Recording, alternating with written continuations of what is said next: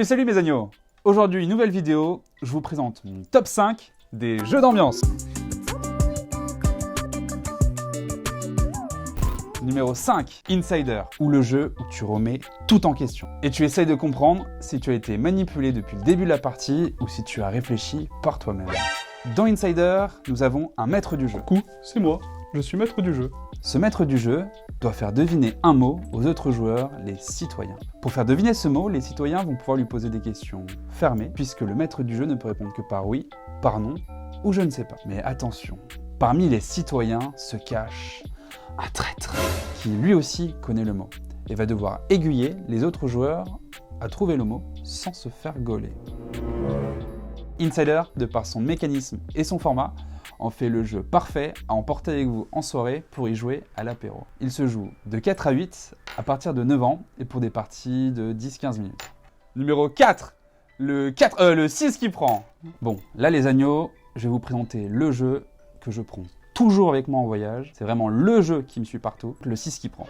Au début de la manche, tu vas recevoir 10 cartes que tu vas essayer de poser.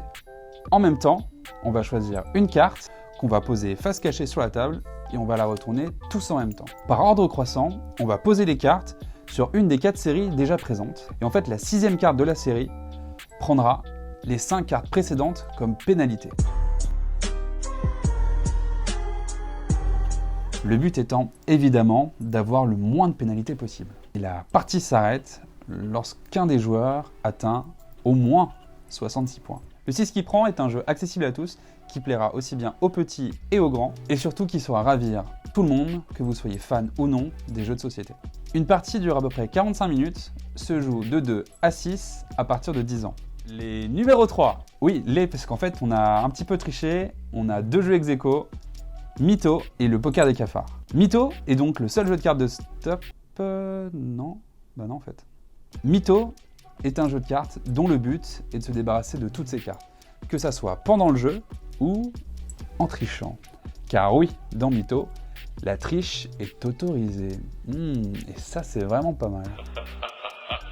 Véritable révélateur de personnalité, vous verrez parmi vos amis ceux qui n'ont aucun problème à tricher, et ceux pour qui c'est un petit peu plus compliqué.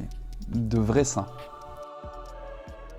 Mais attention à la gardienne punaise, qui guettera vos moindres faits et gestes, et qui essaiera de vous gauler en train de tricher.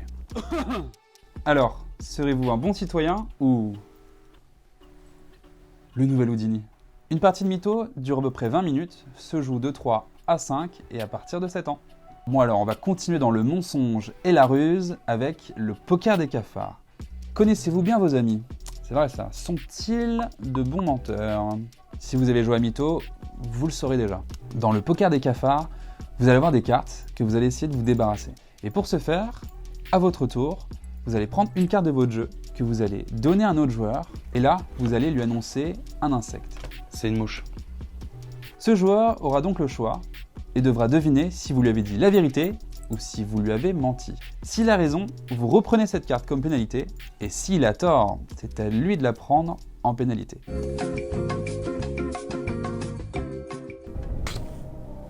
C'est une mouche. Non, je pense que c'est faux. T'en as 3 maintenant. Chais. Mais vous pouvez aussi décider de regarder la carte et la passer à un autre joueur. Le premier joueur qui se retrouve avec 4 cartes de la même famille est déclaré le grand perdant.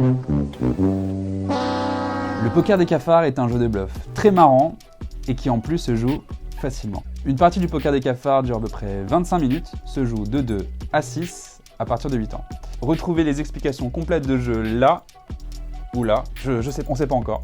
Évidemment, le lien est dans la description. Numéro 2. Esquisser. Tu connais Gartic Phone? Oui? Non? Bon, c'est pas grave, je t'explique. Ok, boomer! En gros, ça reprend un peu le principe du téléphone arabe, sauf que là, personne ne parle. Ouais, personne ne parle. Tout se fait à travers le dessin et l'écriture. Tu vas piocher un mot et tu vas essayer de le dessiner. Tu vas ensuite passer ce dessin à ton voisin qui va essayer de deviner ce que c'est. Il va écrire ce qu'il pense avoir découvert et passer ce mot à son voisin qui à son tour devra dessiner. Et ainsi de suite. Son voisin devra essayer de deviner ce que c'est, puis son autre voisin devra le dessiner, etc., etc., etc. Et tu vois, à la fin de la partie, le dessin final, ou le mot final, n'aura absolument rien à voir avec ton mot de départ. Des barres de rire garanties. Je t'assure, à chaque fois, ça part en couille. Esquisser est un jeu très marrant, surtout si tes amis et toi, vous ne savez pas dessiner. Tu l'auras compris, l'objectif ici, c'est pas forcément de faire le plus beau dessin ou de trouver le plus de mots, c'est tout simplement de rigoler. On dirait un crapaud. Quoi ça? C'était nul. Les parties durent à peu près 30 minutes, se jouent de 4 à 6 ou de 4 à 8 en fonction des versions, et à partir de 8 ans. Et pour finir, le numéro 1, le jeu où je me suis pris le plus de couteaux dans le dos, où il y a eu les plus grands game changers, le Saboteur. Le Saboteur est un jeu de bluff où chaque joueur possède un rôle secret. Il sera soit chercheur d'or, dont le but est tout simplement de construire des galeries et de tomber sur la pépite d'or, ou sera saboteur. Le but des saboteurs est évidemment d'entraver les recherches et d'empêcher les chercheurs d'or de trouver leur pépite.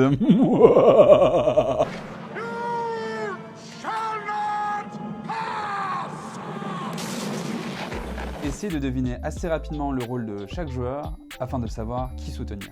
Car dans le saboteur, vous pouvez aussi casser ou réparer l'équipement des autres joueurs. Mais vous verrez, c'est pas si facile et vous pouvez facilement vous faire avoir. Le saboteur allie bluff, fourberie, complicité et surtout énorme retournement de situation. Une véritable pépite en soi. T'as compris? Pépite.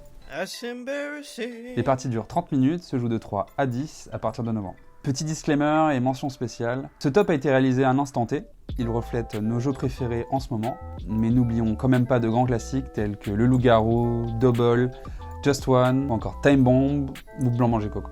N'hésitez pas à nous dire en commentaire quels sont vos jeux d'ambiance préférés, à liker et à vous abonner aux Fourberies d'Alex, et on vous dit à la semaine prochaine pour une nouvelle vidéo. Ciao ciao!